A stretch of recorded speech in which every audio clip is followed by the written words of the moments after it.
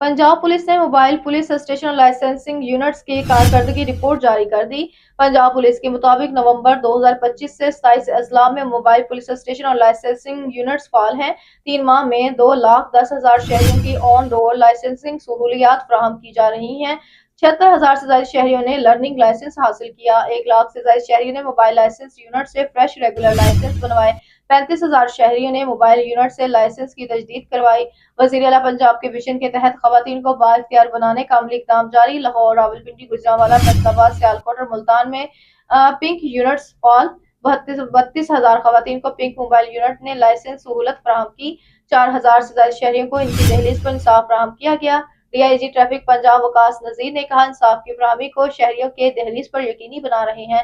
इदारों और दही इलाकों में इंसाफ और लाइसेंस सहूलियात की फराहमी जारी है। साफ, शफाफ और जदीद निज़ाम के तहत लाइसेंस सहूलियात हर शहरी की दहलीज पर है।